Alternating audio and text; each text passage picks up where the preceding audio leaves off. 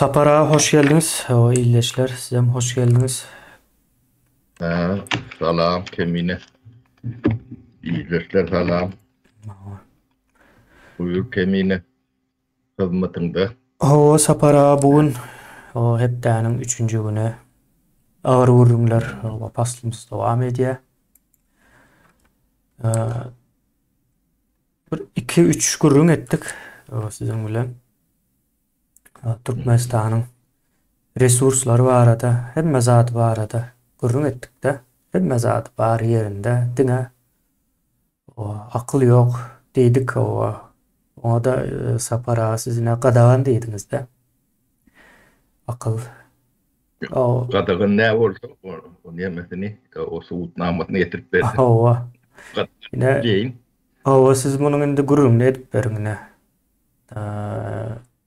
Bize bugün hava aklın qadağançılığı hava näme sebäpden ya siz näme bağlayanız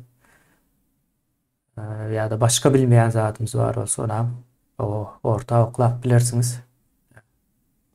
Bilmeyen adını da Hı Ken. hı. Onun haydını orta oklayın. O benim bilmeyen adım Ken. O da bir neme. Onun Türkmenistan'da problemi katı Ken. Biz onun kembecetini entek açığa bir yetişemiz yok. Sonsuz. O problemalı yemeğin içine girdi şu an çıkmadı Türkmenistan. Neme ben şu aklın kadağanlığını şöyle düşündürüp verdiği yerde ben Hava. şöyle düşündürecek olayım. Ben içine görünüp dur o köpük kişi içine görünüp durur. Yani Gündem bolması için gurrun edelim ona. Hava. o görünüp durun zadi günne görüp görsen onun o da yankı hiç kimini rahatsız etmeyen olsa o kabul edilirlik yağdaya öğürlüyor da selam. Onun günlük bizim durmuş rutin nememizin içine giriyor denin onun bol bol fiyalak memediyette. Ne misal için şimdi bunun ana hatlarından başlayalı. Yani yollarını devmecek bulalı. Yani yollarını çıkıp gitsen beni deme dersin. Hı hı. Aptan inspektör kayan kaldırıp yine yol. O yine ana yolun yani etat yolun çıkma diyalak yolu talarsın. Yani kalp parçı Hı hı. görünüşünde. Yeme ne tiyatrata katlaşmalı değerliyle söz bilen Türkmeni öğrenişenler. Bu bir bizim bir yani real gerçeğimiz. Buna hiç kim inkar edip bilmez. Diyen demem o oturşon bana kellendi. Yani inkar edip olyan yağdayı bağ olsa aydıp verin. O tiyatrda koşuşmalarlı bölüm yok oradan. Aşağıdan kaptarlan hem yerden ta yani köyün içine başkalarının içine kendi girendir. Yine atatı tiyatrda atlaşmalarlı yandır. Doğunu intine eğer ayarına ayalı eğerine o yolloşu doğusunu koruyalak maslahat verilip görülündür iyem ona da bir 30 yıl olarak vakti olundur. Inni tiyatroda koşulmalarıyla dağıdın ilk kulak bu neyemediğine bir eme vereli kemine. Tiyatro sözünün özünün yanlışlığını bilyat oluyor. Biz iyem şunu Politika hükmünde kabul alalı edip hava. o politika hükümünü kabul edipler. Şimdi onu da Wat ikimiz bir gepleşikten adını inemesin ütkötçek olup Hı hı. durmalı. Son bolşiyalar edip kabul edeli. Türkmen kendi bolşiyalar edip kabul ediyenler. Yanlışına, düdüğüne her edilen ok, her edilmeyenin sebebi yankı. Yani kadağan da adımız, akıl kadağan olsa, o adamın gözünü kör diye de, ağından kör diye. Şimdi siyaset kadağan olsa, o yani kime kadagan ne? Birine kadagan ne bolmaly da? Bu tiyaset bilen kim meşgul bolmaly? Bu birinci neme. Tiyaset kadagan bolsa okey, bir kabul edeli. Yani hem bekşi kabul etmeli. Ha? Hawa. Tiyaset bilen hiç kimin meşgul bolmaly. Ne? Birinci klasa barıp görün. Sağlan birinci klas harplık kitabı adır. Sonra açık görün. Onun içinde siyasi sizin lider, Peter ipiyorun. Burada Peter diye sonra suratları vardır. Buna siyaset değil ya. Siyaset bilen meşgulluğun dev olsa bu ne meşgul oluyor? Dilen doğru orta çıkan Çık ya. Hawa. O birine bolya danin o side bolun ok. Dimelle. O siyaset bir adama bolya. O side de bolun ok. O adamın ölçerip görün. Yayla adamdır. Onu görüyorsunuz yine. Sana. Demek işte şu an 3 demek. Sonuçta koşu. Bunlar koşu kellerini me yalak. O siyasetin nemedin öldürün bilen o. Yani suratlar birinci klasın nemedinde var. O siyaset bularsız siyaset yapıyor da. Şeyle oluyor da. Bunun suratları, keşifleri, nemeleri siyaset yapıyor olmalı. Yani siyaset demek neme demek. O Türkmen demesinde düşüncesinde şu an tindirilen düşüncesinde doğru yanlış o demelerine girem yok. Fikrini aytmak siyaset demesine iyi diye de. Bilenin aytmağı da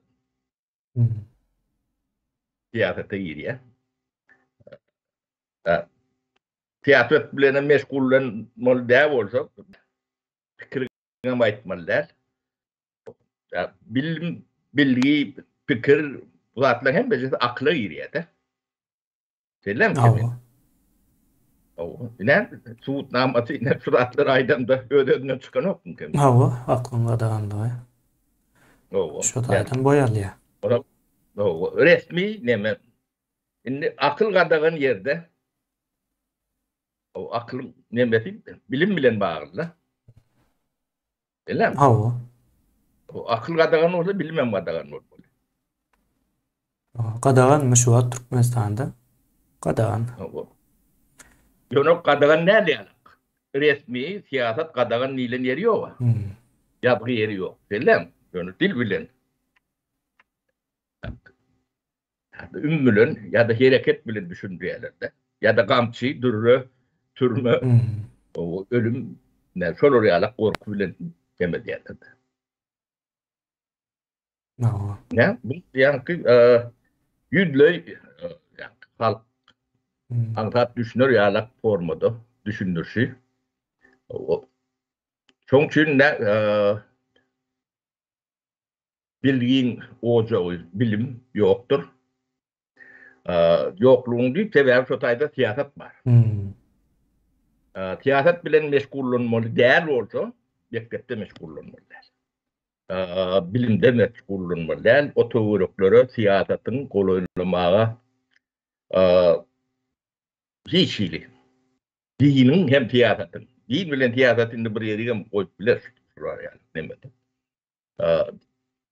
Din bilen siyaset bağ olsa bilimi koşumun içinde ya siyaset bilen din vardır ya da bilim yoktur. Ya, bilim bağı olsa o ikisi olmalı derler. Yani Türkmenistan'da mekteplere, üniversitelere seyredip görün. Şu vardır, demek bilim yok. O iki bir yerde bolup bilen o. Tebigatı oyuncu olup bilen o da. Onu bizim bağırıp düşünüp bilen o. Düşünmeleri mümkün ama bu ne yemediğini de düşünün. O akıl kadağın ortada ne yeme kalıyor? Ortada. Şu kanunda at bilen yaşapıyor. Ortada aslında hiç zat galan yok. Ondan önkü galanlar bilen yaşap gören olmamız mümkün. O yani akıl olmasa biz ketek daş iyamına gitmelle yol şu tarafı. O anstana sereden de görüp bolýar onu. O yönü o vatanda da e, akıl edil gönü hemme de uğur değerler. Şu uğurda yani akıl kadagan değerler. Doğru. Kadaganın olsa çekildir. Yönü o tayda din. Yani din var yerde akıl bilen bilgi bolup bilýänler. Aýlaly ýoldan gadaganda onda. O sonuç mengdeş. Yani siyaset kadagan mı ya din kadagan mı dilen o iklim kadagan demek. O iklim bir neme o arasında çok kişi tapawudyny demekçek bolýarlar da. Din bilen yani siyasetin nemesi hamir mayeti mengdeşdir. Hmm. Mao. Ne neme yeri şotayı kemine bolmasa bizim Indi şeýle bir mümkünçül sorajak separa. yani doğru. Indi nädip gadagan bolýanlygyny gördük. Indi muňa sebäp bolýan zat näme? Ýani näme üçin o gadagan edilýär? O aňyrsynda bir kim peýda görýär bunu gadagan eden wagtda? O Berdim Homesler mi görýär? Bawaraplar ýa-da şey diýelim. Diyeme kemine bu demesini testten başladı. Bundan ilk peyda görmeyen, dinlediler görüyen toplum, halk oluyor. Çok kadagançılığın içinde yaşap görün toplum. Ondan bundan kim peyda görüyen olsa yani diyeler görün toplum için bu kendi peyda tam yok. O intonken yemeğin içinde, batkan içinde yatıyor. O kim tarlı deyip kıyıranın bilenin o bilenin bilenin o tüp var yani. Sonra bu kadaganlığın yanlışlığını düşünmemiz gerek. Yani onun anlatında elbette güçler var. Ya, o imperiya, ortiyette, innerli mafyonun strukturu yalak strukturu olur. Bu birine peydalı olmalı. O bir değilen rahatlar ortaya çıkar. Bunun gidecek yeri yok. Yani renki o kara deriler derilerin renkini biliyor. Benim dünya ırkçılık bilen meşgul olanlar bilen bunu yemedeli. Yani, renkini öğreli. Adını gönü tutmalı tebebi anırdık. Yani Putin neden Putin nerede kallettiğini Putin'de. Yani ters düşünceler ortaya çıkıyor da. Yani halk delir oraya, böyle batı delir oraya. Hatta bu halkın var olma, yok olma nimetine getirdi de. Böyle 30 yılın içinde getirdiler. Kendi uzak vakti değil. İnni bir zat bilen deňeştirip neme deýinler. Tebi jedel etmäge neme dörer. Şoň üçin bunu bir açyklyga gowuşduraly. Türkiýe Cemhuriyetiniň 100 ýyllygyny bellep öte. 29-nda boldy. Ulu soğunlu halk belledi, yönü resmi neme bellemedi. Bunun sebepleri vardır. Biz Türklerin ödünü o yolu, yani biz taşından demedeli. Atatürk diyen adam, katı beyik adam olmalı dediğine. O beyikliği şu an ortaya çıkıyor da. Bir de buna beyle bir değer, yani vermeyen olmamız mümkün olun. Amgar, deha diyorlar. Deha demek kendine. Son ilkelerinden, etaati nemelerinden bir kavirini tanak geçeli kendine. Adatlık diye, bilim diye. Hı. Onun yani devlet demetinden tam karıştırılık diye. Hı. Yalan karıştırılık değil, tam karıştırılık. Bilýän eken onda şu döwürleri. Onun gerçeklik diye de. Yani bunun gerçekliğini yemediğini samimiyet kaptanı söyleyedem. Hawa. Onun yani bireylin dönümü. Ya kollektiv o zihinden çıkmak da. O ummattan bir şartiyete yoğurulmak demedi. Şimdi şu ülkeleri sıralap bir yere giyaz kemine yani Türkmenistan'a koşunun hem meclisinin 100% karşısındadır. Şeyle botdur o. O ne Atatürk Türkiye'nin 23. yıllardaki 20. yılların bölümüne getirip görün. Hem yetkeri neme durumunun katı kıyın şeritlerde o iqtisadi durumda da adamlar ayağına yani su atları amalaşının görüşen adamlar ayakkabıları yok. Dolorları deşik. Erkekler deşik. Deşikleri neme. Yemele, içmele nemeleri yok. Ondan 99% bilimi soğudu.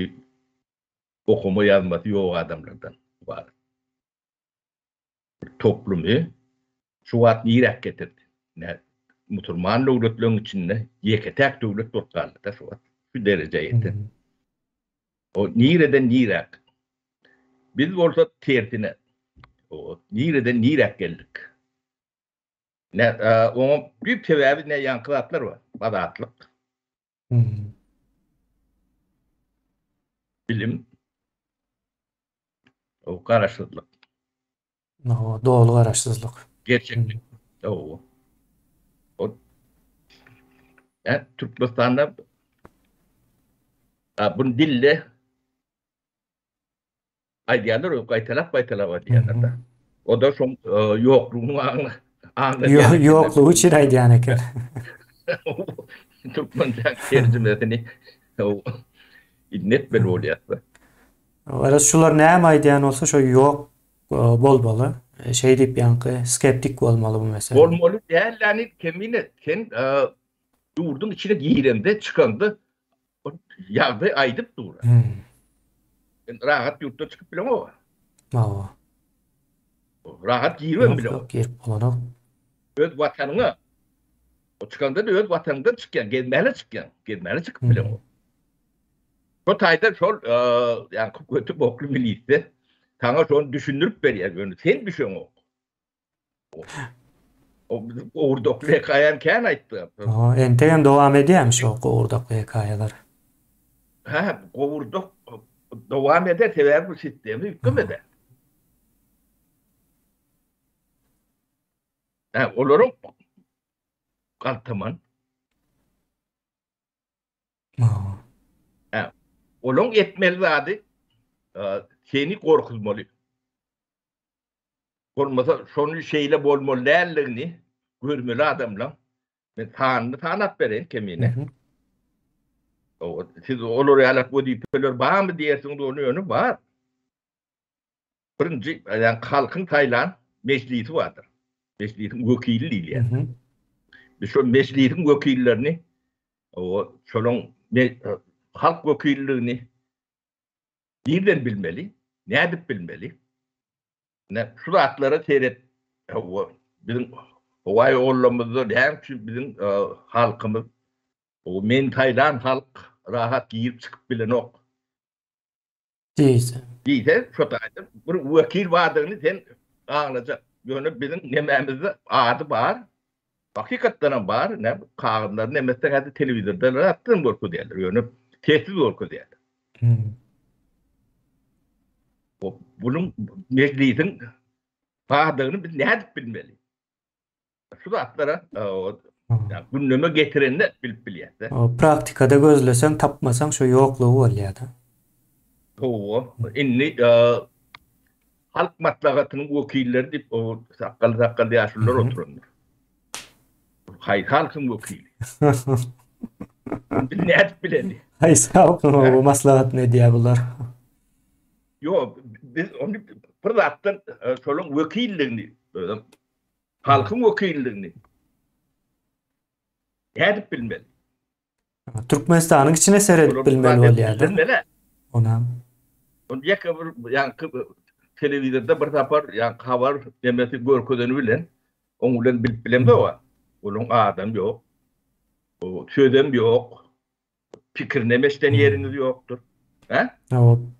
O gurlat bilen ok, şonun bilen yok. O telança baba o şey deyipdir dip. Ente eşitmedik. Yok, yanlış bir zat sözlese ağzından bir zat çıkmadı. Hı? O demek şonun yazma, pozmasam yok olmalı. Abi, çala bir zatı düşünýän bolsaň, o taýyp maýmuny alap barmyrdy gady. Keminde. Yani iň azından bir jogapkärler bar sapara, ertir berýän cezalandyrylmaly bolanda. O bilmedim şoňa. Ya biz onu yetemiz yok. O başka neme. O kemine bu Türkmenin bu nemede oturan tiyatri. Jogapkärler hem de sen. Ya da o molunok bunu. Ya biz prezidentimizin kimliğini bilemiyoruz. O adı var, suratını orkudiyalar. O prezidentin biz ne edip bilmeli kemine. Gürlen yerem yok. Sonku. Bu işinden hadından bilmeliler. Ya fikrinden, bir fikri var mı? Bir düşüncesi var mı? Ya bir etsem oysam var mı? Men 4 yıl oldu. Emine. O eden de adıma maydı otuyor. O ne bolonum, yanlışınım, doğrusunum. Doğrudur, yanlıştır onu terbiyeler söylüyor. O devam edecek mi maydı otuyor. Ediyen de adıma maydı ya. O teber burada ediyen de. Olurum burada ediyen olsa aydıp bilir ya. Onu iştat etmeyen olmalı. Mesela şu tayda. O senin ne aydı otuyorsun. Fikir gaydı ya. Yol doğru yanlış onun nemesine giremde yok. Ha? Şu yanlış olsa da açsın diyeniz de sapara. Gürlesin. O. Kemine dinini bilýär. Sen şonu görkö diýen, men kemine diýen de. Men bir şartýet. Gowy erwet, o da atlary 3-nji, 4-nji mesele. Ýöne men adam diýen de. Burorda o ýok kemine. Men ne prezidentimi gowum görjek, söýjegem, hormatym goýjak. Ýöne men prezidentimi men näde tanaýyn onu? O tanatmana. Mektep kitaplarına suratını yapıştırıp çıktırırlar da. Yok, suratı Photoshop ediyor. Vatan havarlarına çıkıyor o yetenek mi? Vatan havarlarında görkezýärler. Ya o da surat. O tayda da gurulmalar bir yani portret görünüm bilen bolan o. Türkiye'ye gidip it veriyor olan bolanok mu? İt alıp var ya Türkiye'ye gidenler. Yok, iti başka bir yerinde akıtıp bilýär. O it akıtıp bilen prezident olup bilýän olsa başka da. Hem it alıp giden prezident olmalı. O. Yok, on bir nemesi olmalı. Erdoğan prezident. Ey Amerika diýip bilýär. Misal üçün aýdýan. O doğru yanlış o da atlarına girem o. O. Diýen. Prezident bolsun diýer. Halkam saýlaýar. O, halkam saýlaýar. Bular halk saýlapmy sapara?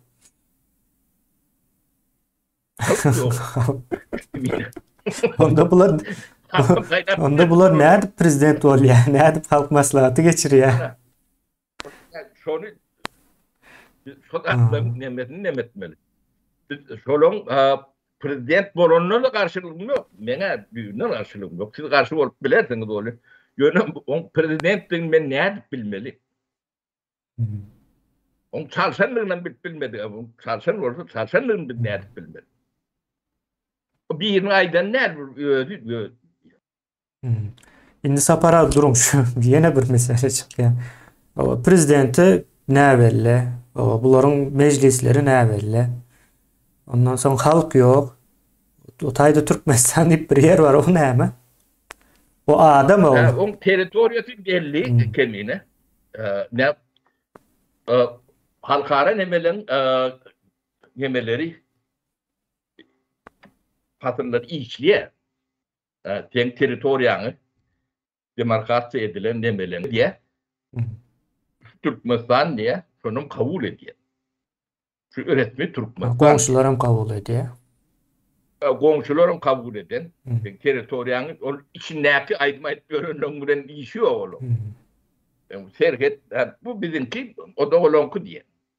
Özbekistan'ım, Kazakistan'ım, İran'ım, Taliplerim o serketine de hiç kimin demesi yok. Davatım yok, cedelim yok. O da Huday'dan yani dava cemcel olan orada bizim içimizde rahat yok. Davalaşmayacak adam yok. Onu yani bir şu da atları olmalı. İnsan yerimiz var da. Çivilen kendi içimiz yok. O inni doldurmakta. Onun içinde nefret olsun, gaz olsun. Ya bolmasın. Başka Ya da bolmasın. Ya bolmasın. O halk için tapavdan yok. Halka bulatlarım gereken. Halka hiç bu da halka burkat gen. Halka özünün bağını bildirmeliler bir türlü etmen. Ben yani yerim yok diyeyim normalde.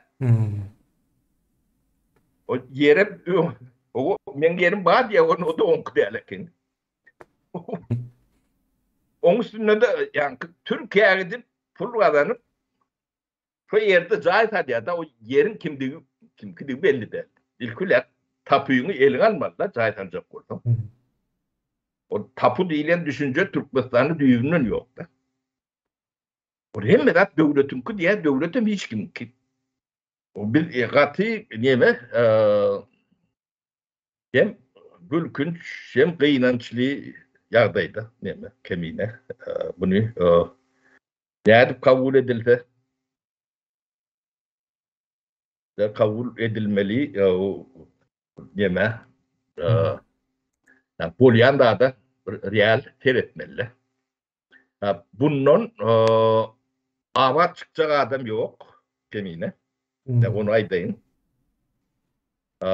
Şu var şu yardaydan peydalanlık, ulonluk, puluadanlık o hadi yemeğimizi doldurduk diyen katlaşık bağdır. Olon bunu evet, olon bunu yani kişilerin yoğunluğunun tam bir evet. Onu düşündürüp vereyim. Yoğunluktan yani alçak rahatları yok da onu kesmiyor. Anla da katleden oklar. Hiç adam yok, gelmiyor. Yalanaç. Ya yarım yalanaç. Ya da bir yani doğrulan yani bunu kovalap görmüyor. Yani onun zadı var. Zadını almak için. O zadına bir saat oranı. Hiçbir kanun yok. Yani bu yerde de kanunun olmadığı mümkün değil.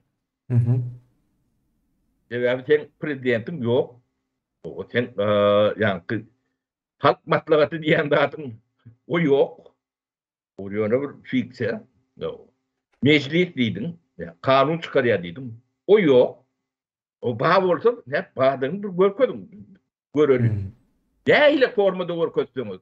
Size yani sizin aklınızı yeten formada görkötülersiniz. Onu da karşılığımız yok. Şu ağıtlarını tutuyan da atlanmadı. Şular öğütlerin bağdığını görkötmeliler. Yine de var önümüzde. Yani devletin hukuksuzluğunu koruyan bir idare var. Adı var. O da onun diye adı var. O başka da bilen meşgul. O da kaltamançılık bilen meşgul. Yok, ben devletin hukuksuzluğunu bilen meşgul diyen orada o da bağdığını görkönmeli. Olur başka bir devletin hukuksuzluğunu koruyan yani alıp var ya özünü. Ana. Belki. Hamala Türkmen halkı başka bir devlete hukuk salya, şonun için Türkmen halkını elmida ama kontrolde tutup korkuzup gol astında tutup gelýän ýaly bir ýagdaý bar ortada. O ýagdaý, o dogry ýagdaý ne Orsun gelişiniň hekaýaty şodur kemine. Şu Orsun orta adiýatyny almasynyň düýp sebäbi şoň narratiwi diýin ýa-da motiwi türkmenler kerwen talyýa o töwde edip bolanok o şoň töwde ýollarynyň howpsuzlygy üçin biz şolary basyp alýas diýip kitaplar bar. Giden ederler bardy. Ýöne tersi kene bular talaýan eken gaýtam türkmenleriň serwenleri. Şo terslik ne şu wagt bizim Türkmenistanyň hemme hereketini görünüp durar. O da bir ediyet diye ol yok, siz ediyem yok. Onu şol, yani Ors Paçan demesinden gelen narratifler ediyor. Şol ediyor. O sizin yani beyninin içinde de şolar oluyor. Sizin hareketiniz de mi şol oluyor yani? O yani ters sözlüğünden yani A deyip bana görkezmeğini de ak deyip karağını yemetmeğini de hem meçesi şol anırdan ediyor. Bunun Türklerin Gandhi'nin emesine dere diyen de kendine. Bizde yalan yok. O yalanı kavulum edip bilen o göçevi halk tevigat bilen yaşat diyorun halk. Katı gönümeli öyle. Yalan yılonun üstünde ömrünü sürdürüp bilen o. Yok korkutmalı mezur oluyor. Çünkü o ben kış gelende yok. Soğuk değil, ısı deyip bilen o. Neme yalak mı? İbrahim Peygamber ot yapmadı deyip. Neme vardı? Deyip olan nokta o. O su yokkan su var deyip bilen o. Sebebi susuz ölüyen. Çağlam öldürüyen. O yok olsa var deyip bilen o. Malın ırılıyor. Yani tevigatta yalan sözler yaşap bilim de o. O göçevi halkın nemesi şol. Anırdan gelen. Hatta şeyle Sapar ayına günümüzde Asud Asman deyip bir siyaset öğretiliyordu orada değil mi? Asman neyle konuyor? O Asman başkaça bolgun bilen ok. Yani Sapar şeyle bir zat vardı. Yine o Asman Asud'a deyip kabul edelim. Hakikaten hem şeyle Asud'a. Bizim durmuşumuza nahil nemedi ya. Tesir ediyor. Asman sen şu tayda bolsam Asman şu duruşuna dur. Sen yok ol giden. Indi aytjak bolýan gowy durmuşumuz var diýilýär. Ine o gowy durmuşumuz var diýip kabul edip ýaşaýas. Şu an Türkmenistanyň gelen güni jemgyýetiň ykdysady ýagdaýy ortada. Adamlaryň ýaşap ýören öýüne şu adyna gowy diýilýän bolmagy mümkin. Biz ýalňyş düşünýän bolup bilýär. Edebiyat demesi. Bilmeýän bolmagy mümkin. Meniň edebi diline düşünýäm jok. O dogry. Biz bulun diline düşünýäm jok. Yo aýtjak bolýanym ine şol tebiği neme yalan aýdyp ýaşap bolmaýar diýdiňizde. Oýna yalan aýdyp ýaşap bolmaýan eken hemme zat bir-birden çykyp durda. Näçe asuda diýsen hem. Ben Atatürk'ün nemesinde gerçekçilik deyip şu nemesinde geçendir şolar. Benim ilki birinci nememde 4 yıl bundan birinci cümle kuramda hamimet yok. Türkmenistan'da nemeden Türkmen bilen yok deyip başladı. Aslında bize in maksus hareketlen girdi. Yok edilen yani. Tabii ki. Yönü kökünden garap yok ettiler de. O bu zatlar ağır zatlar. O biz çok için bunun adına o ağır meseleler diyetse bunu yeni formasını açacak oraya. Bu her birinin içine girende bu içinden çıkıp olmayacak derecede çözülümlü nemeli yağdaylar var da. O bir haftaların taşından hem berat görünüp dur. Yani Türkmen yani yüzünü suvan son, yılmanan son ya da üstüne bir perde, merde oklan son hiç görün ok değilen yalak bir mekirlik ediyen yalak demesi var da. Buna da bir neme vereli. dünya edil Türkmeni düşünüp bilmezse nadan bakan. Sen ağlayanını çıkarıp bilir yani. Beýleklerim saňa Bilmez. meňzeýärmi kädiýäňizmi? Oo. Ya Oo. meňzemeýän bolsa näme? Oo. Ne? Şimdi adamlar o yalan diýilen zat Türkmenin häsiýetine neme öwürüpdir da. O Türkmeni düzeltmedi. Bilmem bene. Bunu vakat sardı nemet görmek gerek mi değil mi? Ona doğru demem yok. Bu Adam nesil yok. çalışýar ýaňky. Täze Täze nesil. nesil ütmüş. O şey etmeli. Ölümsüzmüken diýip baba pikir etmesinler sapara. Ýene de bir 20 Yok, ýyldan bunun soň çalışyp gidýär hemmesi. kemiğine gelenlerine de ömürlük geliyorlar bunlar. O sen ömrün geçip gidiyor der o. Yani yonkun bir ömürlüktü. O nirede. O nirede. Bunu bekliyor. Bunun yığınan mağarları var da. Bunu koruyan düzgün tertip edip deme de kalmadı. O senin kazanan ücret nemeğinde kim olacak? No. Haydi kanun olacak. Haydi düzgün olacak. Şu pul sizinki ine şularyňky diýip biljek bir düzgün barmy? Yo men şu at şuları ne Türkmenistan'ın resurslarını ayttık abi. 50 trilyon. Şulun hem becen şulun eline versen al ne tenki şu. Gorap biljek. Ne hem edecek? Bu ne hem edecek? Onu koruyan da adam yok da. Şimdi akıl ne için kadağın şuna dönölük kendine. Akıl kadağın olmasa yani düşünce gelişiye o bilgili adamlar bilgisini paylaşıp başlayan cemiyet demek ya. Şeyler o onun gelişen cemiyetin talapları ösüye talep ösüyönde ya bu önümçülüğü ösüye hem beraber biliyorsuya da onu görüye da misal için fizik gene de şunun öderinden başlar kemiğine ne köşk saldı yönkendi o dünyada onu çıkarıp sonra o değmesen bu attı o Türkiye'de de bilir onu çıkarırlar o demetinden çıkarırlar o köşk talan olsa o bu pulunu iyiden alın halife yani şuna olur hata ver kimin pulu o seninki değil lan. Sen prezident olup geldin başka da olup gelmedin ha. Sultan saylamadın ha. Sultan deyip dağıttı yok. He? Sultan olanda da sultan yani Talyan olsa köşk Talyan olsa öz pulunun Talyan. Ya ortalıkta akla bilen nemesi yoktur.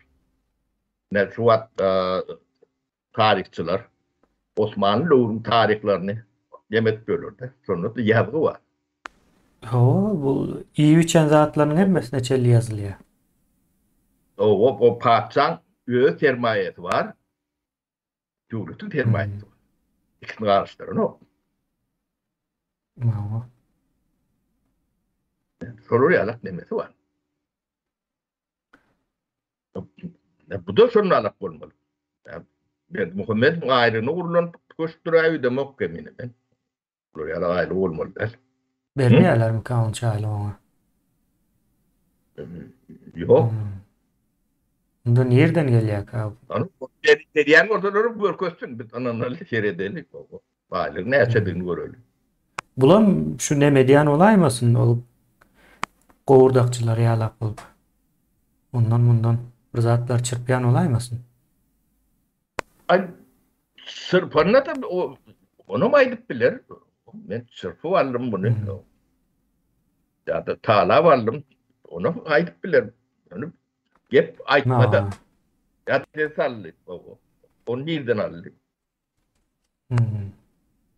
Ya da aeroport aldı diyelim. Onu nereden aldı?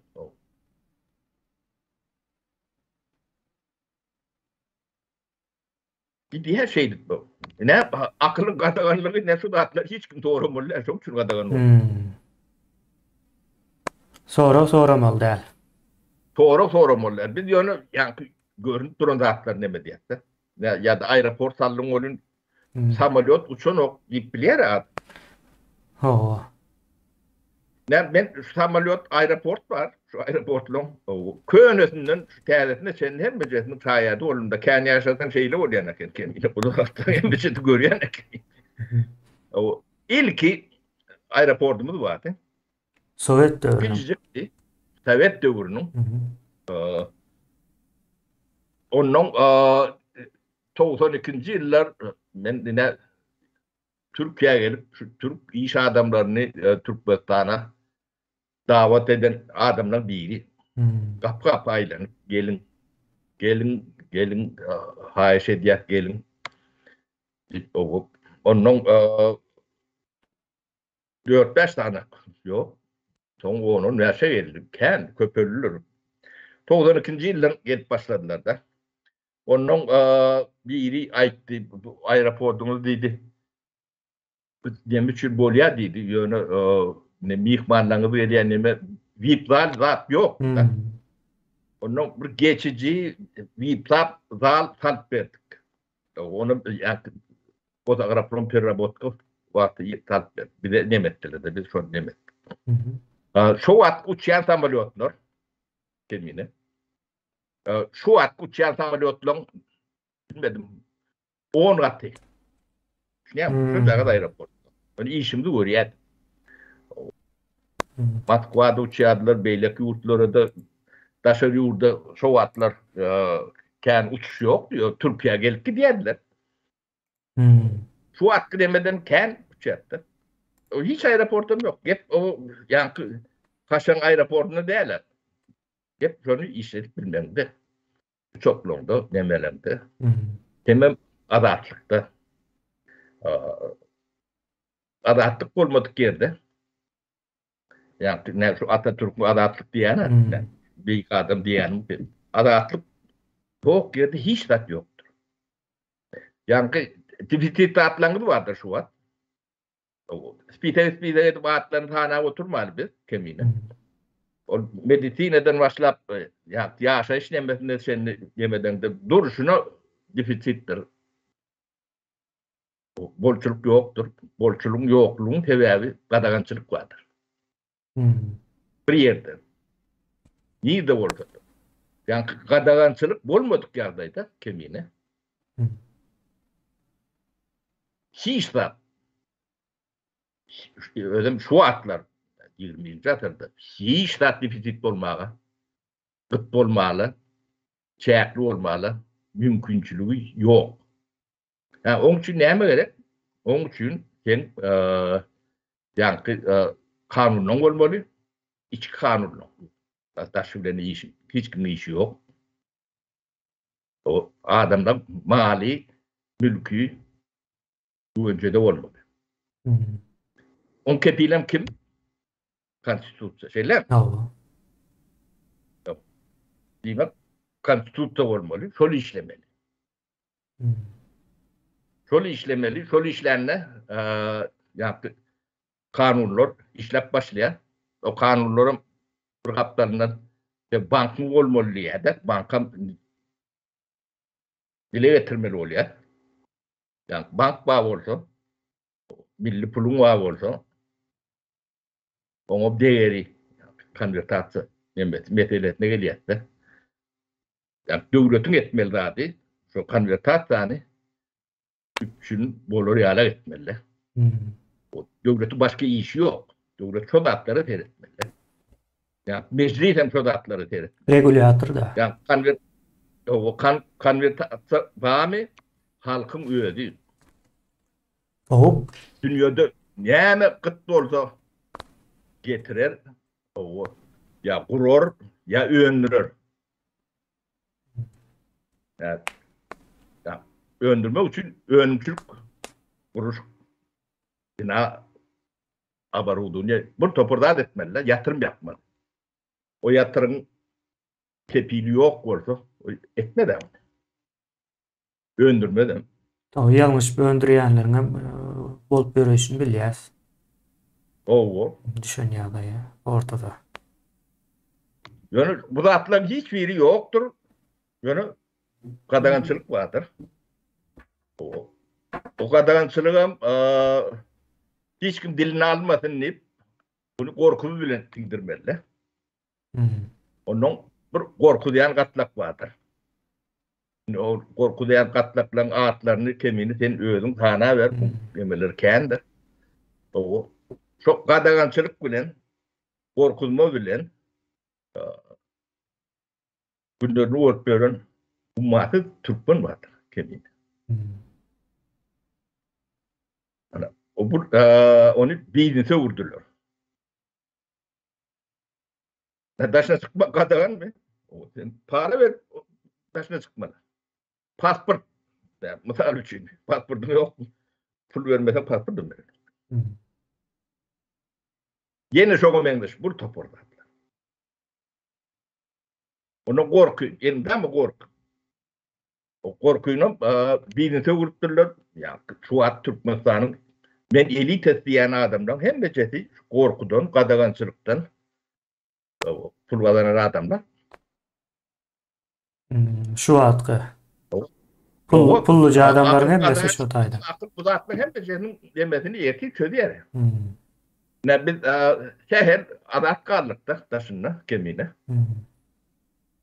Senar kovurdun alır bot taşına çıkardın. No. Biz o kovurduklu doğurdan iyi çıkıp kayttık da. O bizim aklımız yeter bu atları görüp oturuyor. Yani ayda oturuyor. Ya bu yanlışlığını onlar aytmalılar. Yok. Siz yalan söyleyen değilmeler. Onu deyip bilenlerdirler. O bir yalan yer bağı olsa onu suud etseniz onu biz kabul ederiz. O mene kabul etmeyene tayin kemiğine yani yanlış bilir. Ama biz hem doğrusunu bilecek Ben demek yöne sizde Türkmenistan olup aklın kadaganlığını kadaganım cinayetliğini ben ayda oturuyorum ha. Ya şu yok şeyle değerli düşünürüp bilen adam orada bilen verdiler. Sakına çıksınlar. Çıkman aytsınlar. Yadı aytsınlar. Podu aytsınlar. Akıl kadagan, akıl ödüm cinayet.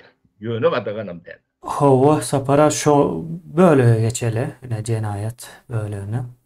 Yine qadağan edilen akıllara näme oldu? Sen qadağan edilenlerin bir yeri de aslında. Näme oldu?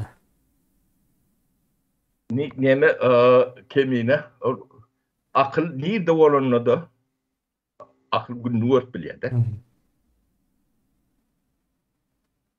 Men günüm berdim hümetin gününden o. Çalıştıydı, çalışıp bilecek geldi. Bu da hemen kadar ben aklımın bilgiyim kadar. Başkalarının değil. O benden kän doğumlular kän. Ya da şeyle. Ha, inni bunu yitiren soňra näme bolýar? Ne ben misal getirip bereýin. Real misallar. Ne Türkmenistan toprağı vardı. O 448 bin kvadrat kilometre. Yarım milyon kvadrat kilometre diýip tegerekde var kimin. Ne huduty ýeçiligi geçenler. Köp yeri dağ onun ulanıp bolmayan ya da köpçülüğü değişli olacak yerleri artığı bilen ayır. Sırap yatan çöl var. O da hiç kime belki de gerekli yeri vardır. O taylarından bir böyle onu ayır. Son bir o 20%'ni o huduty ýeçiligi geçenler son bakatynyň suwmasyny bilen kimini. Aydı. Yüzlerce milyar dolardır. Yüzüm diyemem, yüzlerce milyar dolardır. 20%. O 20'den ama şu an ulan törünü 10%'de bir yaşap işletmedik görüştü. Hmm. Ähli Türkmenistan 10%'inde ekip dikip ýaşap öğrenmemde 10%'inde geçenler. Hmm. En 20% huduty eýçili berýärler. Yüzlerce, yani yüzüm diyemem, yüzlerce milyar dolardır. O huduty eýçili geçti diýmek däme diýmek. Şu ýeriň eýer kemine turdy, aman berdi. Hmm. Ha? No. O şopurluğun eýeten şolar bolýardy. Kemine aman berdi. Ödem bu başlan da attı. Ödem bir yerine de attı. Ödem görüp otur. Şopulum bazar saadetinin ya devlet nemesinin aylığına giriyordu. Yani 100 milyar divalalı. Aslında 100 milyar aylanan vakti yoktur. Ne şu aylan tu diyeli. Bazarda. Hmm. Şu sizin baylığınız. O sizin elinize almadık baylığınız. Ödem bir yerini ayağınız aşağında bu. O. O ben çıktım kaçtım. Ben o yer alıp kaydık bilmedim. Diyorum. Şu yerisi de vermedik nemesinin aklından kayttım. Yani ben bakam siz üçün ne sonralık baka olmadı. Öyle men olmasam bolon mu kanniyadım da. Men olmasam bolona ok. Son devam et bilen adamım yok. Durmuşu geçip bilen adamım yok. Onu görüp dursunuz da. Onun futnaması öyle. No. Ne? Bir aklın size değeri. Şu elinizde. Hmm. Ýaşalyp bolar ýaly ýer. Siz yani yitirenizden bilen yok. Aklın yokluğunun bu da bir tutnama. Siz yitiren adamın nämediğini bilen yok. Hmm.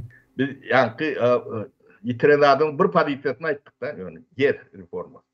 O dil ağzı ne sözülen aydan hiç satyalaktır yer reformu. Ha? Hmm. Ya, toprak reformu diyelim. Hiç satyalak. Okamadyk, düşünmedik adam üçin hiç zat. O. Düşünüp bilmeýän ha. Yani şu saadetin ya Türkiye'de aynen dura. Ya, İstanbul'un böylecek yeri vardır. Hmm. 10 ton. Yüzlerce milyon dolar veriyorlar. Mawa. Mawa. Hı? O hem yerini beyle der oluyor İstanbul'un içinde. Merkezi yerler şeyle ummat. O 10-20 totuk yerin orada. 200 milyon, 300 milyon verip görülen yer. Hmm. Öten hektarın değil. Hektarın beşte biri, onda biri. Hmm. O. Şu halkın nemesini aylık dura. Çok bir milletin baylığı. Ya da ne yani boğaz var. Bosfor, boğazın kenarına topraklar var. Villalar var, yağlı diye de. Yumruk yalak yerde de 100 milyonluk bahsi vardır. Hmm. Hı? Mawa. Türkmenistan'da o bahsi olanında da henki değil de pulunu verirsin. Taparsın. Hmm. Satın alırlar. Şeyle bir zatlar var. Yerine yaptığını bile o. Sapara şeyle bir zatlar vardı yankı. Öý gurduryýarmyş, o ýene topragy sana sattım edip biri. Soň öý gurup bolan soň dokument beremok diýär-de, soň izne soraýarmyş topragy. Öýem onuň bolýar-da. Öýi şey edip elinden aldyryp berenler hem barmyş. Ya toprak onuň däldi. Sen menim toprağymyň üstüne gurupsyň diýär. Ha onuň kam däl, o aslında o satylýan bolsa eýle bolmaz diýin soňunda.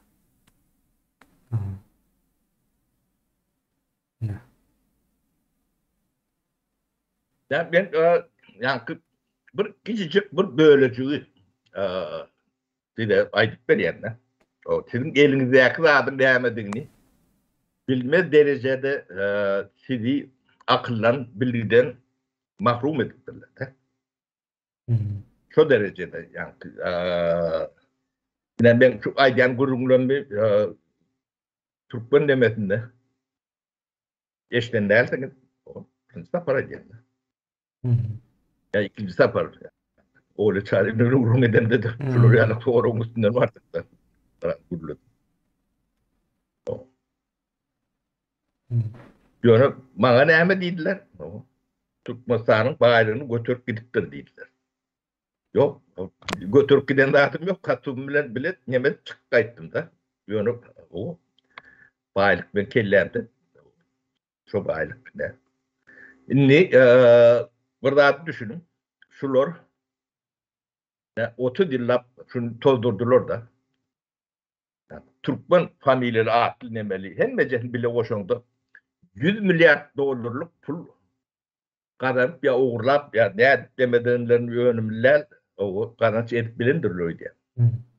Yani yurda veren ziyan 100 milyar yoktur diýäňiz de. Türkmen familýalary. Yok. 30 yılda. Yani akıl bilen akılsızlığın arasında akıl. Küçücük tapavut. Bu lokan tapavudun değil ki. O şu da adam elini ayağının aşağından. Şu adam var.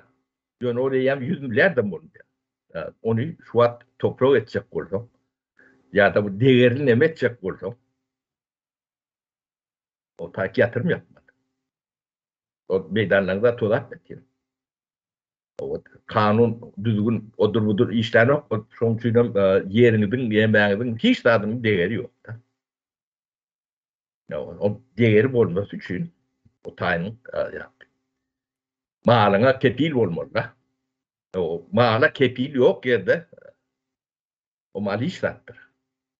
Tenki ya tenki değil.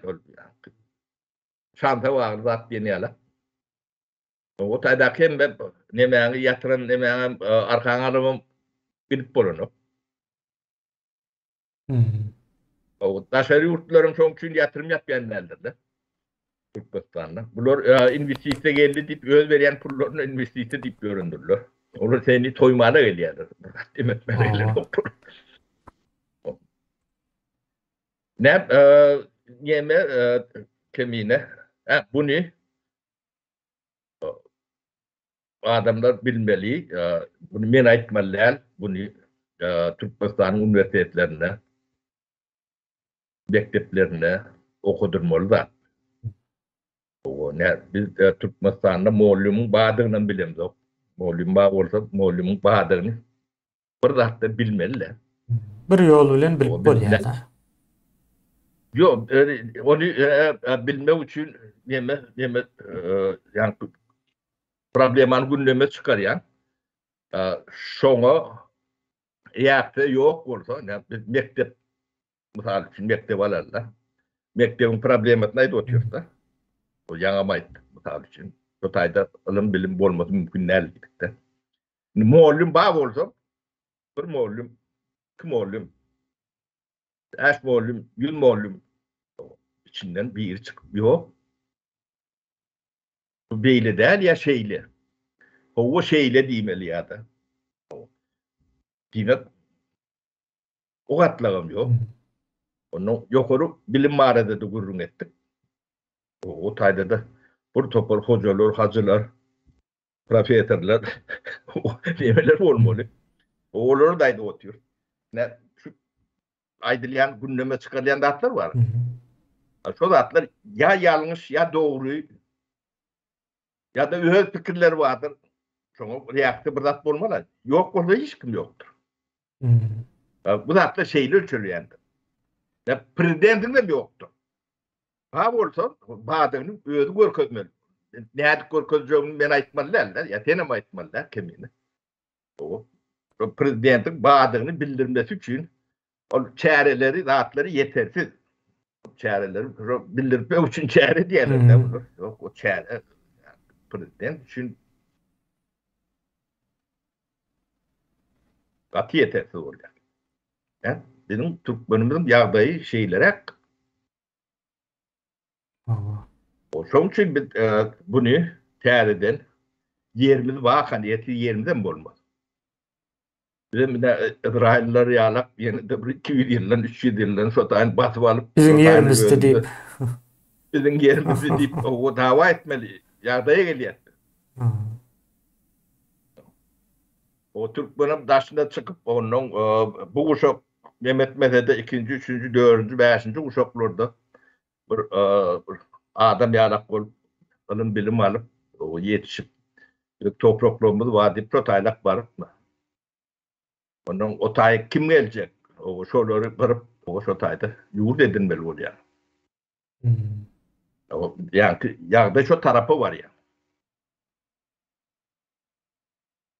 Ama o Ana sopa. kemine sen yani komentaryan bağlı olsa şu meseleleri. Hava sapara aklın qadağan edilmeli. En yani açar mesele bu tayda. O qalan zatları şondan son gelýärdi. Yani biz taraftan seyredilendi. Olar taraftan seyredilendi. Da şu yurdun baylığı odur budur şu zatlara hiç problemasız hiç yani näme diýerler ona kelle arsız diýel hatta kelle arsız elde etmek için akma adamlar eretde karşısında söwdalaşan adamları bizem de şoňa o öwrüp bilipdirler. Gynandyrjy tarapy Yani halkyň ýa-da türkmenleriň özeli bilen edýärde bir-birine. o diyeme kemine bir gatur gen Hmm. zat bada. Ya, şu kazanan adamlar köpüsü men tuğrumda işleşiyor adamlar. Hmm. Köpüsüne men özüm totaylak erten demeden. Oyun şolun 98 pradedinin CT'dinin ben gözümden geçirdiler. Geçip gittik. Köp pul gazanmam nemet bilmediler yani. Yok yani çağlarına da doğuşuran yeri yok. Orada birine yarma sosyal Türkmenistan'da evet. bolma mümkinçiligi yok da çağlarına da. Sebebi Yok açıp çıkanım daşına çıkanlarım var. hmm, O tayda yemektiler. hmm, Ben demeyen bir ayet böyle bayram nepes diyenler. hı hı, Bu tarihçi demeyen oğludur. O Moskva'da ünlü öten halkara ticaretini bilen o bilgili oğlun o Sovyet Tayyip'i yıkılanına Türkmenistan'a gelip 1990 yıllarda daha sonra bir mahinatı zat ediptir. Yerel bir nimet mi birini ağırlap mı bunu basacak ne edecek korkuyordular. Ondan yeni yanıma getirdiler. O bize de adam gerek. Yani biz dışarı yurda çıkıp görmedik adamlar da çok var. hmm, 1990 yıllarda. Ne Kerçik'e getirmeli, Polşa'ya gitmeli olun. Ne dil biliyet, ne yol biliyet, ne bir dışarı firma, dışarı yurt firması bilen bir kontrakt edip gören adamım der. Biz gözümüz kör. Uzakları biz boynundan mı değil mi? Gıdlat veriyor yani. Ne güneş torkta işlen, güneş tork eteterde işlen adam dik getirdiler de. Onun iyi işi yağdayı şunlarla problematı var. Da onun bolya dedim ben problematını halleder. Ne ama derdi var orada. Çözer. Onun o faydalı anına getirdim bu oğlanı. O ne şeyle bize gerek dedim. Onun kulak bolya dedi onu dışarı çıkardık onu 2 aylık fayda bile. Bu dedi sen neydi susuz getir susuz getirelim. Dakide deyip nemetti de. hı hı, O dedi bilen. Yöre dedim o biraz kontrollü takla. Bu da o gitmedi alak. Sebep dedim hiç tat bilem yok dedi. Biz bağırtını gidiriyet. Bu kaptanlar beştir, üçtür kaptanlar edenler de dedim hayır olmalı oluyor. Edir şu vatkataydı. Sonra bir etim görüverir. Bundan sonra nemet allık, işallık. Şoň bilen birinji Polşa gitdik. Polşada 100 ton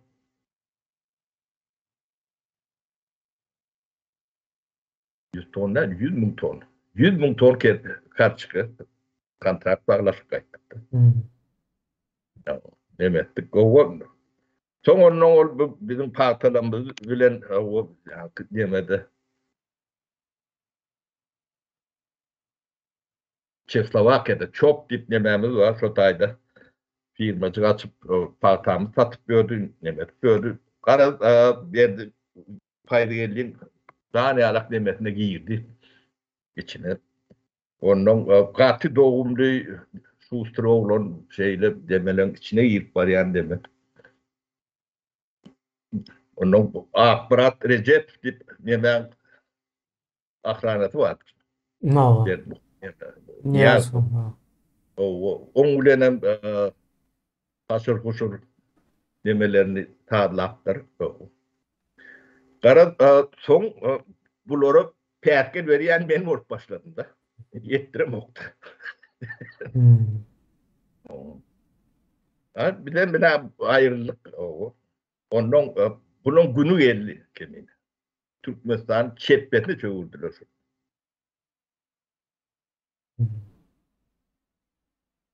O yeke bu değil, ken. Evet, nazarı var, beylek var, başka da Niyaz'ın oğlu var, nemesi var. Bunlar bu balaklarını da söyle oktular, bizi daha da taran oktular. Yani. Ne? Hani şu var, şu bayram tepesi. Gördü yatır. Hani çok baylığı demeli. Ya da akbarat Recep ya da Niyaz'ın oğlunun misal için. Çok doğası vardı Kulnazara'nın oğlu. Ne solar Türkmenistan'ı ne kuş uçurmayan adamlar ya da yollu varmış. Hani ben öyle kevir diyen ya da hanadar aga han hem meceden ben tanıyan yani diyenlerden bilen hem meceden o dünyada bayraklarım liderlik belli de. Onun nemretini koruyan kanunum yok, neme de yok. Yani şu tayda yani bir yani kıyıka demede bugün pul liliyede. Devleti ilk kulak kurup bu düzgünlüğü yani malın kepilini oluşturur ya hem de şey etti yani verilen toprak vardı. Şu 100 milyardan geçiyor şu bayları. Kalan o aşağınak, üstünak, kaptannak zaten gözümle getiriyorum bile o. O da atlarım yok, bunun öğütlerim yok. Pet muhabbet tutuyorum soruyor yani. Tuğrun neklerim şeydi. O toprağın bahası 100 milyardır onun dolanışığı veriyen görmen bara onun. O Trilyon olurdu 30 yılın içinde. Sen nesilinden nesile geçip gidiyor. Yani neme yağlı da bu en sonunda liquidity yağlı. Nemesi vardı onun hasiyeti var ya toprağın en sonunda. Yani şu Boğaz'daki yağlıların tarihlerini seyredip gördüm. 100 yıllık, 200 yıllık, 300 yıllık. Elden ele geçiyor. Yani akıl kadağın yerde hem de defisittir. Son onun aklı defisit oluyor da. Elbet yer şu. Gelinen yer şu adı.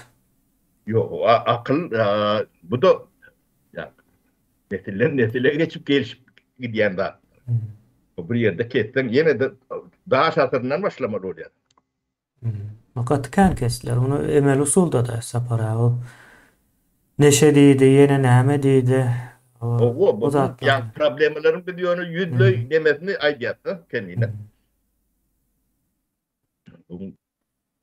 Edilen oyunlar. Şu hemmes aklı. Evet, akıl yok. Ama hiç neme yok da. Karşılık yok. Hiç yerde de karşılık görünmekte. Doğru. Ona bular görkö diýerim bolun. Ha şular şunu görürmü kendip demediyen olmagy mümkin. Ne takally, doğanly, Hmm. towatsuz bu topor ýaşulyny halk maslahaty diýmek o Türkmeniň halkynyň maslahaty bolmaly da. Hmm. Adyna tin edin adamlar. Hmm. Ine şol adamlar oturdup sizin yemeğinizi berýärler de. Dikkatyňyza diýip O reaksiýa görkezýärler. ýok bolsa mundan beter nedele. Şol görkezmän özi. Sizde birinciden akıl bolmalylar. Hmm. O akıl bilen edilecek zat yok. Akıl bilen edilecek zat yok bolsa näme bilen edilmeli? Yalan bilen edilmeli, korku bilen edilmeli. Hmm. O korkuň ýerine näme gelýär, yalanyň ýerine näme gelýär, onu ýerle bermelidir. Hmm. O adamlarım näme ýalak, ne otyr, sakally ne. O modu duňçak berip goýberýärler, o şu duňçak bilen. Şoňa şart bolup gidýän bolmaly. Hmm. $100, $150. Bolup ýörsem ne? Ähli dünýäde maskara, ne şu yitirilen, basalanan awry bada. Ya marka bakat bolýandyr käbir nemelerde kendine. Hmm. Ne ya L'Oreal bir marka vardır. L'Oreal. Kosmetik Ha. nemesi. O trilyon $1 olaydır. Hmm. O Türkmene millet olması bir markadır. İkşa ettiler. Hmm. Türkmen neden tamtık diýerler. O şu addaşında yine bilmedim ben köp gidilýän yerler de Orsiýada çıksın tapagy yok, Türkiýe varsın, Türkmen neyse üstünden gülýärler şu ad. O. Türkiýede o 5 ýyl mundan öňem eýle däldi, soňky 5 ýylda şeýle boldy birden. Gysga wagtyň içinde. Türkmen diýilende üniversitede misal berýär-de ine şeýle bir sapak var sapara. Şäher sosiologiýasy diýip, o şäheriň içinde de baýlaryň, garyplaryň ýaşaýan yerler aýrylýar-da. Indi soň baýlaryň ýaşaýan yerleriň daşy ýapyk bolýar diýip aýdylýar.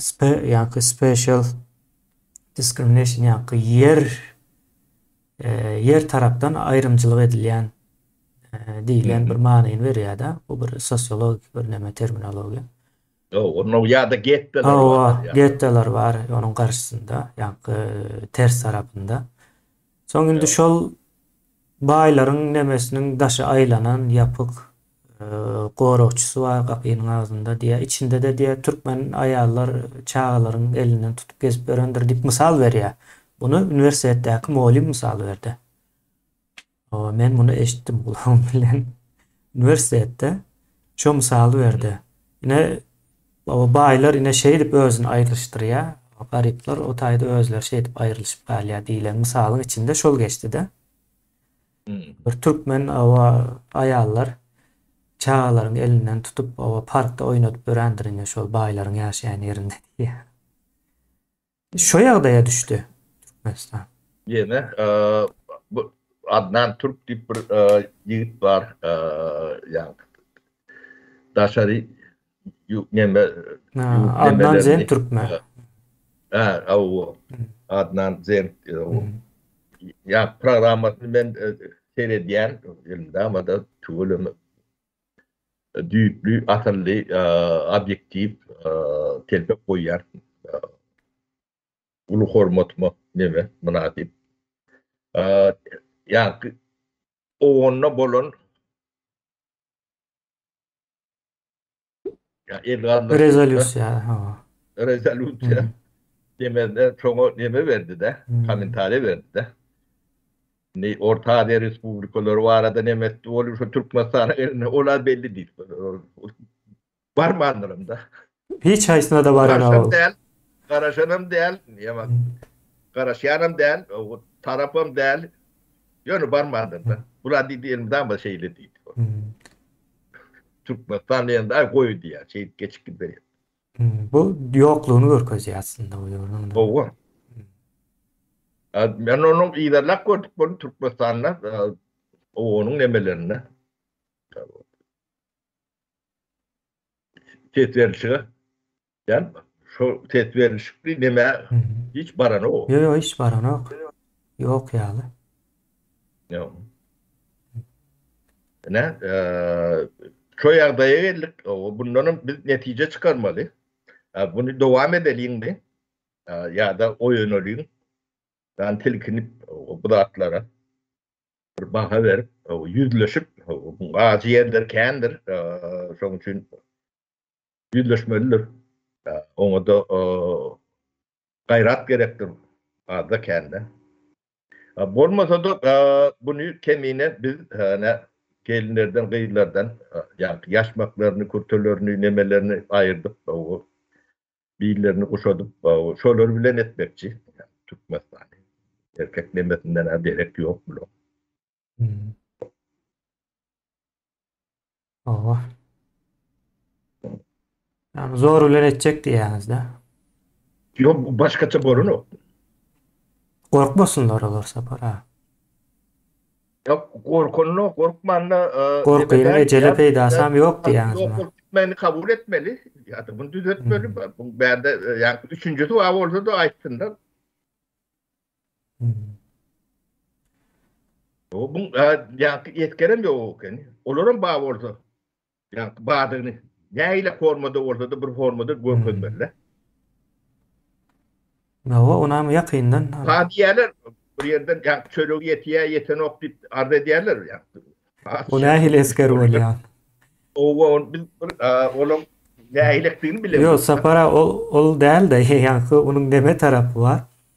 Türkmenistanyň içinde şu hatda o bir neme. Nemesini aýtmaly o beýikrak ýerdäki o bir adam.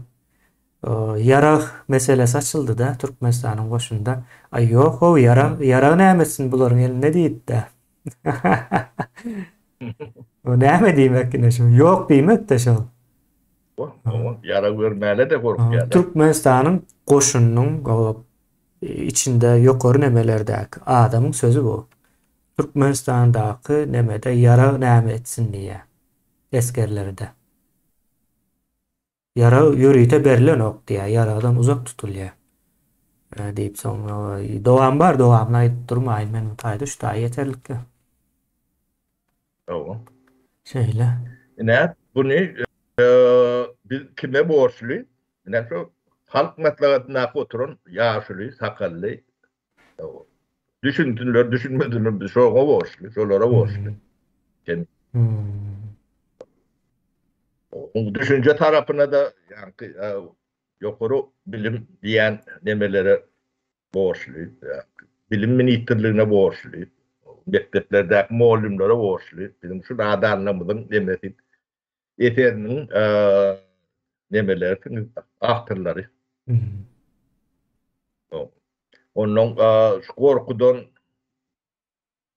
yalandan, kadağançılıktan tüccaret ediyen son tüccari nemeli uğrun o bizim koşudurnak içinde iş adamlarımız da boşlusunuz. Onun kalanları biz hiç sattığımız dedi gözlerini noş etmeyeceğini biliyette. Şuğla çenli kemiğine noş etmekten ben katı bayları biliyende. Şeyle bir bağ yapıyor yani köçe tıkman ürünler bilen kemiğine. Şolar. Öyle şolar şu atkılardan kendi akıllı. Nava. Köpüs bilen yani. O kağıt bilen çağlıkta bile ötünlüm var için. Yani bu yani pul baylık o üç küçük at olmalı kemine bunu o kendi olsa da bu ödlerini diyanlarını düşün dedi ya da düzgün yani işlep zavut fabrik kurup burada üyöndürüp pul kazanma var. Onun şey kazanma var da. Yani Türkmenistan'da Türkiye'de şu an o proses gidip durandır kemine. Şun yığınadılar iyi bilen. Yani Polat deyip bir kıyıd bilen bir oğlan. Yani pullarını yani nedir Türk bunu realap gücün diyor. Demettiler de bir ayda. Polat maşgalası. Ondan inni ya finans politika değil mi? Hem nalogu politikalar var Aa, şunu. O şol iş açıp o 50-60 adam indiğini atıyorlar şu. o hem mezat var eken. Görközüm demet çeşmesini görközüm diye kazanır. Bunun çeşmesi yok. Narkotik var işin içinde. Din var. O hem mezat O var eken de. Hem mezatı pula yürüyen ekenler var. Şey diyelim. O ana Türkmenistan'da da ne şunlarla ne ken. ben vay rahat dip görün orada ya da avdun orkut fabriğin orkut o her kadının oradan görküz diyeyim ben. Yani ben Muhammed o şey diye. Hava ne köşküne Benim hemen hasana vurdum. Hava yurdun pulunun hasana olsa hava kim ruhsat verdi? Meclis verdi mi? Deyip gidiver ya adam ona varsa. yok bunlar yeme kemiğine ne şu ne halk maslahatı diyen bir deme var da şu bir yeme yani kritik nemeti yani övülüş çatlak veren demelerinin periyotlarının biri. Son görkülerinde yani halka sonra görküp başladılar da. O, yani yaşlılar seviyedi. O akıl şutaydan çıkıyor deyip demet başladılar. Sonra halk keyfini çıkarmadı da. Ay cehennem. O, bunlar ne diyen ortalar. O, oyunlar, tiyatr değil. Yok. Şonu yuttu mu demek bu datların aşağıdan götürüvermeliyle demeye gelirlerdi. O da birlevemiyor nokta değil mi zaten? Açık açık. Ya bu dur diyenem olmadı yemedi. Olmadı bir katı neme üyüt koşuk bir devlet bolmalık. O bolup var yadı. Yani şu dövrlerde kendine biz Malazya bilen işleşiyorduk. Onun İsrail bilen hat yakından. İsrail bizden katır yöngde yani mede deyip bilecek gel. Yağdayları o bizimkiden üyüt koşuk kayan bir nemeti yoktu. Yani devlettiler. Urşun içinde o şeritleri bizimkiden tevhid şeritlerin bizimkiden zor. O su problemlerim bizimkiden hat neme. Şu devirde bulun pullarım konvertasyon edilmedik de. Şekilleri atlarım. Şuları rahat geçiyorum gidiyorduk. İsrail'e Hiç geçiyorduk. nemedi. O hiç yankı şu devirde yankı yemeler. Finlandiya vardı. Finlandiya'nın markı vardı. Onların konvertasyon Oran ok yürüytü neme bilen gidiyetti. O devletlerin yerde bilmeyirdi. O biz şolardan resursumuz hem medadımız nemet. Hazır emende. Bizde katı ulu hormat neme bilen neme diyetler kemiyle. Biz Finler bilen mi işleştik. İsrailler bilen. Ya Finler bizimkiden ağır ya neme şertleri yaşak geçen neme. Olurdan kayan daha doğruntan oluyor. İsrail'in kayan projektleri vardı. Şunun içinde kaldı. Ayrılan ondan son 3-4 yıldan Google yemesinden terediyedim. Bizim getiren dam sistemli kan yemeler turbolon konteynerin içinde, çölün içinde tüyre kalktı.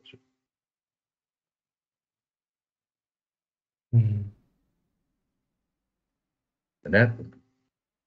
Akıl öğren qadağan ettiler.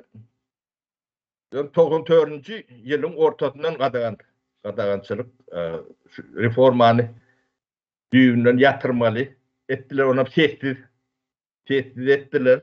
O bizim Türkmenlerimizin zınkı çıkmadı. O,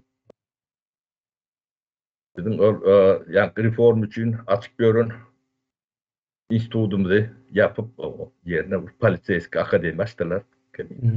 Katı giyindir. İzin almalı da berilen yerler hem. İzin almak için. O yani ondan çıkan adamlar o aeroportlarda ondan bundan adam orkudup o şu adam soyup tağlancılık edip görüyor. Köçüde miliyette.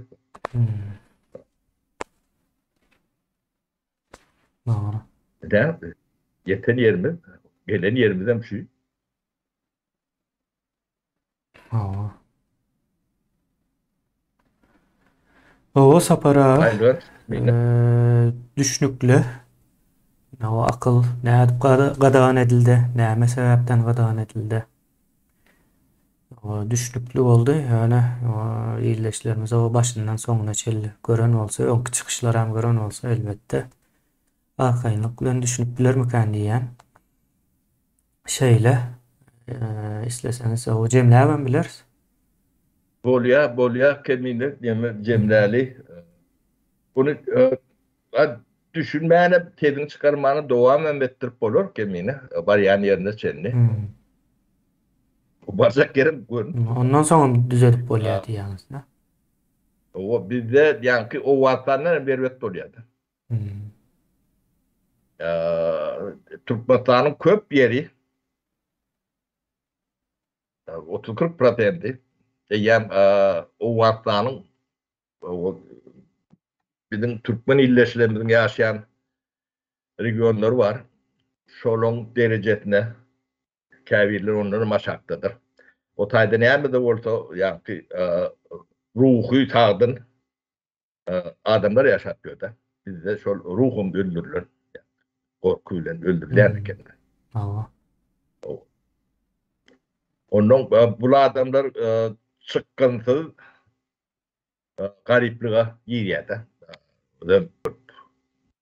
Giden katlak korku diyede. Onun içinden olur öğüler çıkıp bilmiyor. Ne biz çayhanada bu devletin nemesini öğrendik. Burundi. Burundi'nin ne Türkmenistan şu an Burundi ile yarışıyor. Burundi olmak için. Burundi olmak için yarışıyor. Biz bunlar Afrika'yı verecek diye şikayet eden adamlar var. Bunlar neyle Afrika'yı verecek böyle faşizm bunlar deyip doğanlarının yanında verecek böyle. Burundi'de. Ne şolong yardayım ne şu an Türkmenistan'ın nemesine köp mendeş yerler var. O öyle alaşsız garipliğin içindedir. Ondan çıkıp bilmeyenler kolonyalın bolyan nemesi şunlarlaktır. Öyle Belgiya, ondan sonra Germanya kolonyası bolan yurtlar olur. Kolonya seni östürmek için kolonya etmeliyenler. Tuvalet getirmek için. Bize medeniyet getirip verecek deyip bizi koloniya denilenler demettiler. O medeniyetimizden ne görüp gördünüz. Biz köyünü entek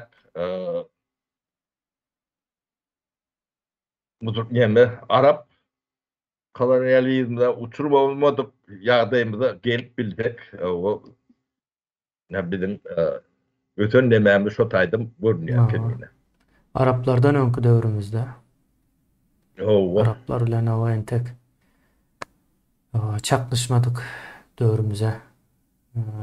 Gayet bir şu taydan başlamalıdı. Düyükten en doğrusu şu düyükten başlamalılar. Düyükten başlaman yanlış tadın üstüne cay vurup onu içinde yıkılan aşağına kalıp görmek. Ben aklı işlem kendine. Bolya. Bolya sağ ol. Sapara. Sağ olun. Sağlıklı İyileşler size de sağ olun. Zaten hep ecetin çözümü var. Biz şu zatları gündeme getiriyen olsak bu çözgüdünü bilip getiriyor da. Bizim aklımıza bilen ton geliyor. Bu zatları bilmeyen, ayıp olayan nedir? Kayan adamlar dinleyenseniz bilmeyenler için burada bilenlerdirler. Burun verip bilenlerdir. diýmek bilýän bolsa bunu çözümden bilýän. Ýöne siz islemeseňiz zor edip sizi bagatletjek bolup dememiz ýok. Borcumuz yok. Yok, berýimiz hem ýok, nememiz hem ýok da. Şu wagt edýänimizden size avans biz şunu yani Türkmenistan'ın bütçesinden pul alıp edýän nememiz ýok. Bunu güneş enerjisine bağladık kemine. Damlap gelip doğru. Yer enerjisi var. O yer enerjisi var ne çok hazavına ne suatları yetip diyorsa. Umuttan düşmen bu çözümünü bilýär. Siz hem düşünün. Ne edip bitleyeceğinizi. Size var. Sağlanıza bir iyidil bir devlet koyup gidecek mi? Değil mi? Şuna gelmeňiziň nemesini hemmesesin nemesi sizin ene ata doğun garnyş bekleňiziň atatyr. Sizi gowur ýani alak bolup size uly ýa düşmançylyk diýmälerde çekinemok. Çağatny düşmançylyk etip görün milletinden dünýede. Kän göremok bolýany nadanlyk bunu etdirýän ekende. Bilen okdur. Siz özüňizi düşünmeden çağalaňyzy düşünmeli bolýar. Olara düşmançylygyňyz ýok bolsa, o adyny ýamanlygam diýip aýdamok, düşmançylygyňyz ýok bolsa, goýunmaly bolýar. Şeýlere kemine aji agyr nemeler ýöne bunu geçmeli biz kemine. Hawa indi bunu içine düştük de çıkmalı da içinden. Bolya, sağ olun. Bolya, sağ olun.